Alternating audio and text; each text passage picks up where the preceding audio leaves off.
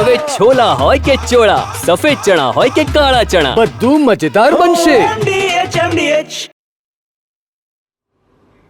રાજ્યમાં ગ્રામ પંચાયતની ચૂંટણી માટે મતદાન શરૂ થઈ ચૂક્યું છે. કુલ 8,326 ગ્રામ પંચાયત માટે આ મતદાન ચાલી રહ્યું છે. સાંજે 6 વાગ્યા સુધી મતદાન પ્રક્રિયા ચાલશે.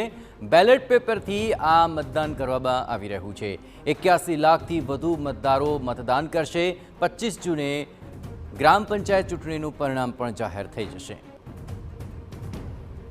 ગુજરાતમાં ગ્રામ પંચાયતની ચૂંટણી માટે આ મતદાન છે અને કુલ 8,326 ગ્રામ પંચાયતો માટે સામાન્ય, મધ્ય સત્ર અને પેટા ચૂંટણી માટે આ મતદાન થઈ રહ્યું છે. સવારે 7 વાગ્યાથી મતદાન પ્રક્રિયાનો પ્રારંભ થયો છે, જે સાંજે 6 વાગ્યા સુધી ચાલશે. મતદાનમાં અંદાજે 81 લાખ મતદારો મતાધિકારનો ઉપયોગ કરી રહ્યા છે. આ ચૂંટણીઓના પરિણામ 25મી જૂને જાહેર કરવામાં આવનાર છે. રાજ્યભરના 10,479 મતદાન મથકો પર મતદાન ચાલી રહ્યું છે.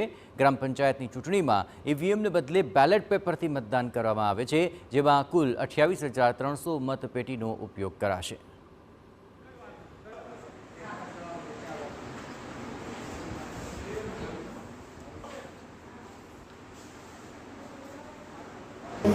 સમગ્ર રાજ્યમાં આજે સ્થાનિક સ્વરાજ્યની ચૂંટણીનું મહત્ત્વનું અંગ એવા ગ્રામ પંચાયતની ચૂંટણી યોજાઈ રહી છે. સામાન્ય ચૂંટણીઓ અત્યારે દ્રશ્યો બતાવવાનો પ્રયાસ કરીશ.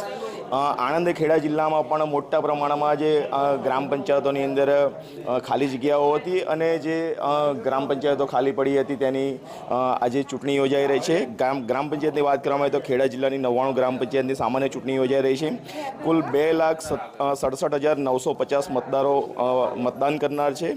સરપંચની 91 બેઠક અને કુલ 336 ઉમેદવારો આજે મેદાનમાં જોવા મળી રહ્યા છે. જિલ્લાની વાત કરવામાં આવે તો કુલ મતદાન કેન્દ્ર 205 છે. સંવેદનશીલ બૂથની સંખ્યા 100 છે.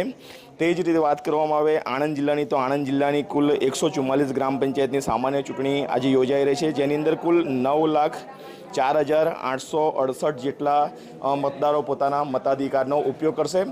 મહત્ત્વની બાબત એ છે કે કોઈ પણ અનિચ્છનીય ઘટના ન બને તેની જવાબદારી ખેડા પોલીસની અને આણંદ પોલીસની છે અને પૂરતો બંદોબસ્ત પોલીસનો પણ ગોઠવી દેવામાં આવે છે. સાથે સાથે જે પણ વૃદ્ધ નાગરિકો છે અથવા દિવ્યાંગ લોકો છે તે સરળતાથી મતદાન કેન્દ્ર સુધી પહોંચી શકે તે માટે પણ વહીવટીતંત્ર દ્વારા તૈયારીઓ પૂર્ણ કરી દેવામાં આવી છે. ધર્મેન્દ્ર કપાસી, TV9 આણંદ ખેડા.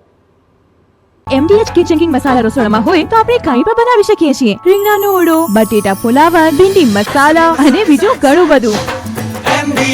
MDH